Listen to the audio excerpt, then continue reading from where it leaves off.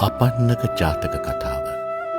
බෝධිසත්වයන් වහන්සේ එක් භවයක ගැල් වෙළඳහමෙහි යෙදෙන නුවණැති වෙළඳනායකයෙකුව ඉපදුනා.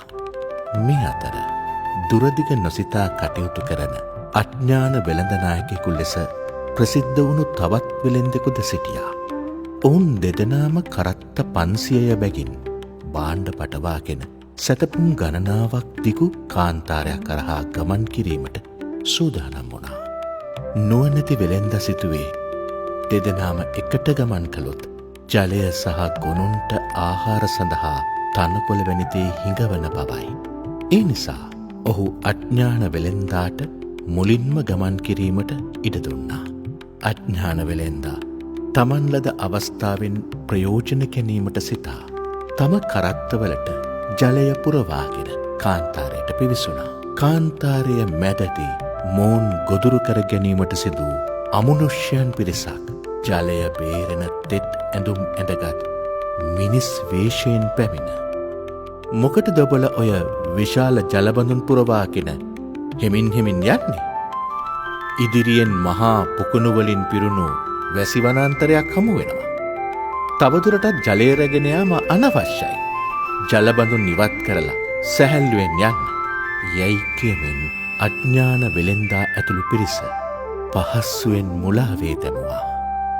ඔහු එම වචන විශ්වාස කර සියලු ජලභාජන කඩා තමා ගමන් ඇරඹීමට අණ කළා. කොතෙක් දුර ගියත් ඔවුන්ට අර වැසි වනාන්තරය නම් හමු වුණේ නැහැ. ජලය නොමැතිව වෙහෙසට පත් වූ වෙළෙන්දන් සහ ගොනුන් රාත්‍රිය වන විට තැන තැන සිහිසුන්ව වැටුණා. අමනුෂ්‍යයන් පැමිණ ඔවුන් සියල්ලන්ම මරා කෑවා. ඉතිරි වූයේ ඇට සැකිලි සහ භාණ්ඩ පමණයි.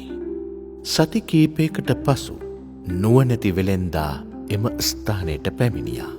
ඔහු කැඩී බිඳී ගිය භාජන, ඇට සැකිලි සහ ඒ අසල තිබූ නොසෙල් වූ භාණ්ඩ දැක්කා.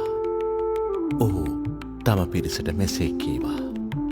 මෙය අමනුෂ්‍යයන්ගේ වැඩක් බව පැහැදිලි. අප මේ මොහොතේ නිසි විනයක් සහිතව නුවණින් සිතා කටයුතු කළ යුතුයි. මෙවිට පෙරසේම එතනට පැමිණි අමනුෂ්‍යයන් නුවණැති වෙළෙන්දාටද පෙර ලෙසම උපදෙස් දුන්නත් ඔහු එය මුලාවක් බව දැන තමන් සතු ජලය හොඳින් ආරක්ෂා කරගත්තා. තම පිරිස ආරක්ෂිතව කාන්තාරය හරහා ගෙන ගොස් මහත් ලාභයක් ලබා ගත්තා. නිසි විනයක් සහිතව නුවණින් විමසමින් කටයුතු කරන්නා අවසානයේ ජයග්‍රහණයම ලබන බව මේ කතාවෙන් අපට දෙන පණිවුඩයයි.